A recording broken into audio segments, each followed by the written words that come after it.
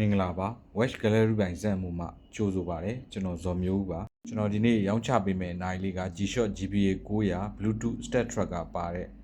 Sporty Design Sport မားတွေကြိုက်တဲ့ model လေးဖြစ်ပါတယ် Watch Only ကို 97% အတန့်လေးဖြစ်ပါတယ်ခင်ဗျာ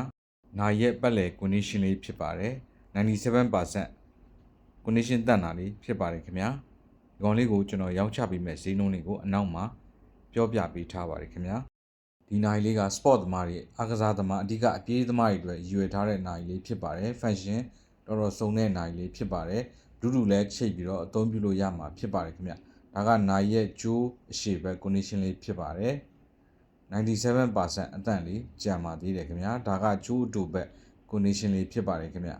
ဒီနိုင်လေးကိုစိတ်ဝင်စားလို့ကြိုက်နေတတ်တယ်ဆိုရင်ကျွန်တော်ရဲ့ TikTok Messenger ကျွန်တော်ရဲ့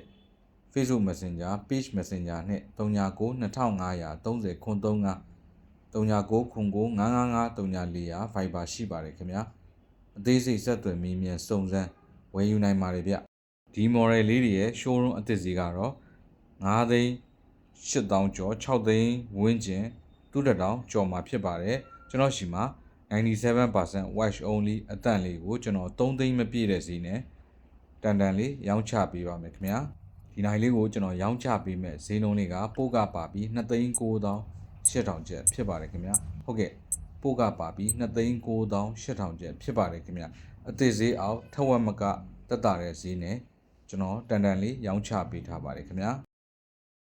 ကျွန်တော်စီမှာ COD မရပါဘူးခင်ဗျာငွေကြိုလွှဲဝယ်ယူနိုင်ပါတယ်ခင်ဗျာငွေလွှဲရောက်ရှိပါက Rai Express Delivery ကားဂိတ်ရောက်သည့်မြည်သည့်မြို့နယ်ကိုမစိုးကျွန်တော်ပို့ဆောင်ပေးပါတယ်ခင်ဗျာကျွန်တော်ဒီတရားဝင် online shop license ဖြင့်ရောင်းချပေးခြင်းဖြစ်ပါတယ်ခင်ဗျာဒါကတော့ကျွန်တော်ရဲ့တရားဝင် online shop license ဖြစ်ပါတယ်ခင်ဗျယုံကြည်စိတ်ချစွာငွေကြိုလွှဲဝယ်ယူအားပေးနိုင်ပါတယ်ခင်ဗျ Watch Gallery ပိုင်းဇက်အမှုမှနှွေးထွေးစွာကြိုးဆိုပါတယ်ကျွန်တော်ဇော်မျိုးဦးပါအဆုံးထိကြည့်ရှုပေးသူအားလုံးကိုကျေးဇူးတင်ပါတယ်ခင်ဗျာ